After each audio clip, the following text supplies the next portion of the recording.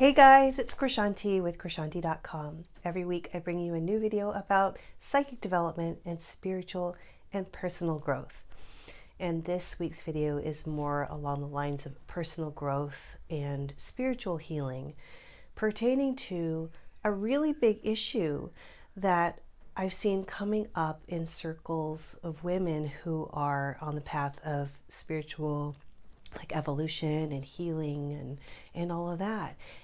And that is the missing father issue. And ladies, it's a big one and it's deep and it brings a ton of pain. And I don't want to leave you men out either. So if you're a guy watching this and you have the same thing, come on in, the water's warm. Let's figure out how to fix this.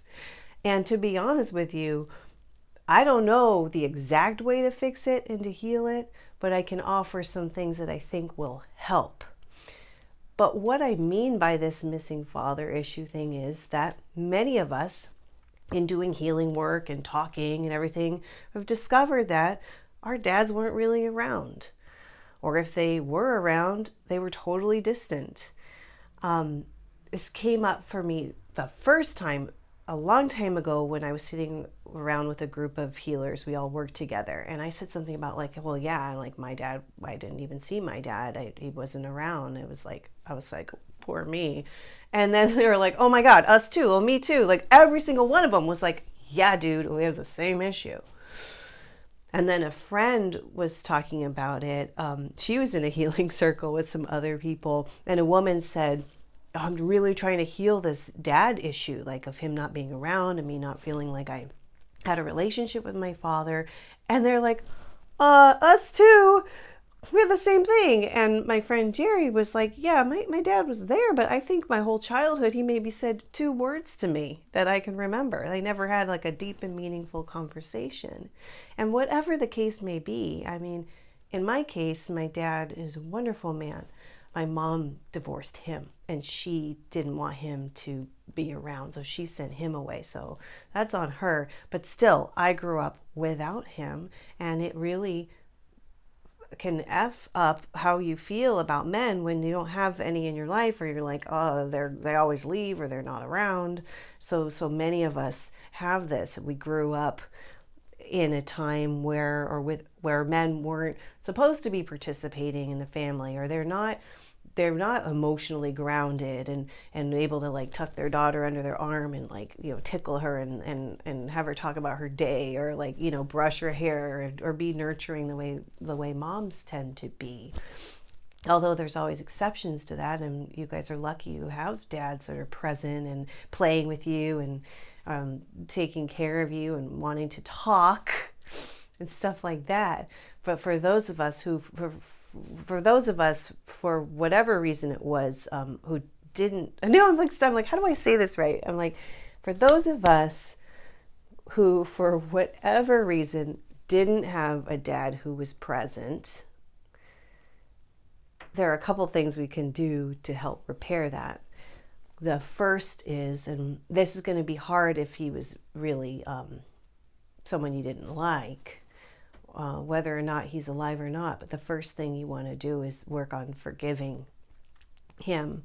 In many cases, they weren't raised, they didn't know how to be any other way. They weren't raised to talk about feelings. They weren't raised to bond with their kids. They weren't shown that behavior by their own fathers and their fathers' fathers. So a lot of that is learned behavior. They didn't know any other way to be. Now, that's easy to say for a guy who's just distant. And that's all I'm talking about, is distant or missing father. It's a whole other thing to talk about abusive people or people who behaved despicably and did things like that's going to be another video, because that involves deep, deep trauma, a different type of trauma. So I'll talk about that if you want me to in another video. Let me know in the comments below if you'd like to look at that, and I can work on it. But for those of us with that, just try to understand that's how he was raised, that he didn't know anything else. And some guys, they don't even know how to, they don't know how to talk to someone. My husband, who's trying so hard to be a good dad to our son, sometimes I've heard him say, stop crying, don't cry, stop crying. I'm like, I'm such a girl. I'm like, let him cry. He needs to get it out, his emotions and everything. And I'm like, oh, and then I'll secretly be like, no, Ivan, you can cry. Go ahead, cry. Like, it's okay to be emotional. But that guy was raised to not cry. Boys don't cry. Be strong. Don't talk. Like, just be a man and all that. And so if you can, again, just get in the place of like, all right, I know you didn't mean to do that. You didn't know any other way, and I forgive you. You can write a letter of forgiveness and you can release it. Whether he's alive or not, you can just meditate on the energy of forgiveness. You can just try to soften your heart, and especially in forgiving him, try to forgive the whole male archetype, because it is very painful to be neglected and ignored by someone that created you. And then you can take that. A lot of us women take that issue and we project it onto the guys, our contemporaries that we're trying to date or live with or be married to. So forgiving the collective male energy will be really helpful. A lot of work on that, however you want to do it. But the 2 tips I have for that is the writing it out, writing out forgiveness, thinking about in writing, maybe thinking about what his life was like, and maybe he just didn't know, he's scared, wasn't given the tools. And you can also just meditate and ask for healing to help you to release and forgive all the men, forgive him. Another technique you can do, which involves deep work and a lot of work and a lot of time, but it is helpful, is rewriting your past. And a meditation I love is by Oren and Daben, orendaben.com. They have a meditation. They have a lot of meditations that I love. It's very high frequency, beautiful energy. But they have one called Rewriting Your Past that's really good, that she starts out regressing you, Sanea, who channels Oren, regressing you until you're sort of in this hypnotized state, and then you rewrite your past. You go to those pain points where they're really affecting you now, but where they started, and then you kind of redo it. And it does shift and heal the energy, so you can do that too. The second thing I would do. Another thing is it's a lot of it, and this is one of those into that hazy territory where I can't tell you the exact steps, and I apologize for that. But you can work to balance your male and female energy. Debra Katz, I'm going to make you have to do research on all this, and I'm sorry I don't have it right in front of me, but Debra is one of my friends who taught me how to be psychic. And I teach others using the methods that she taught me. And she has some healing meditations in her books. You Are Psychic, The Art of Clairvoyant and Reading and Healing. What's the other one? Freeing the Genie Within. And then Extraordinary Psychic, which is the next level of the first one, where I'm written she acknowledged me in the list at the beginning. So look for my name in there. So we were working together when she was writing that.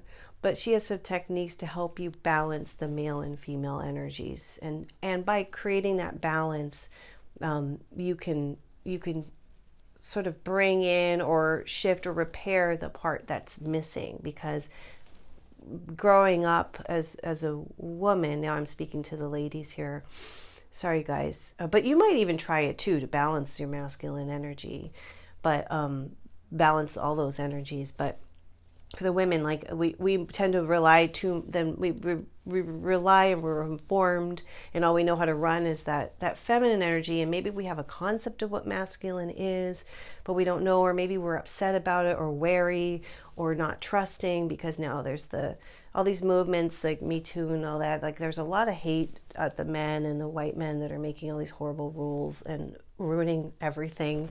So there's a lot of hatred and collective anger and rage towards men.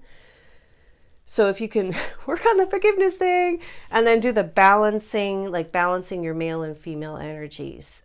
I'm so sorry I don't have the technique to walk you through it here, but check out Debra's books, or it's got to do with, I know it has to do with bringing, like, we're functioning on this feminine level that's kind of missing the man side, and you bring that man side in and you kind of like balance it out and correct it, or you just do a healing on it.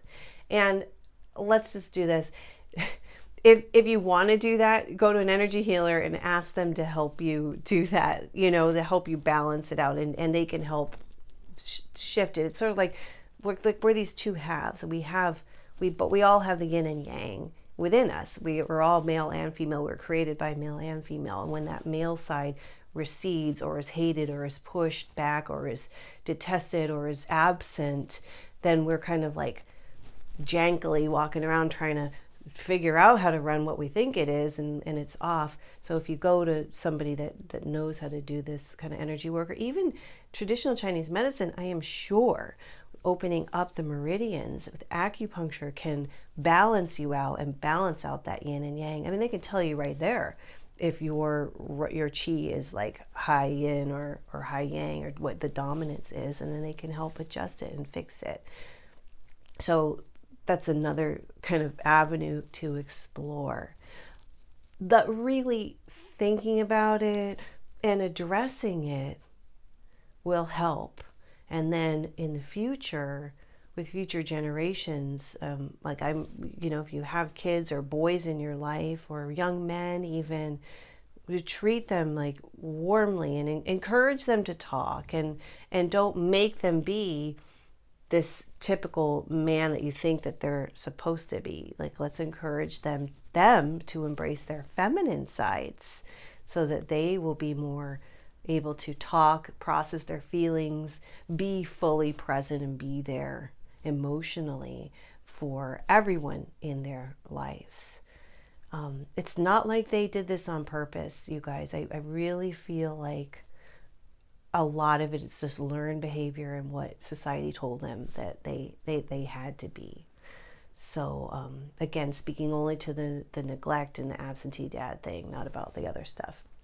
So I hope that this helps. It took me a while to kind of get to the points, or to like kind of figure it out, but it's such a big thing. I really wanted to talk about it. And if I, in my path, find out more tools and things about how to heal this, I will absolutely share it with you, because I think a lot of us, whether we talk about it or not, a lot of us have experienced this and struggle with it. So let's heal that shit and get on with things. Thank you so much for watching, for bearing with me. And that's it. I'll see you next time. Okay, bye.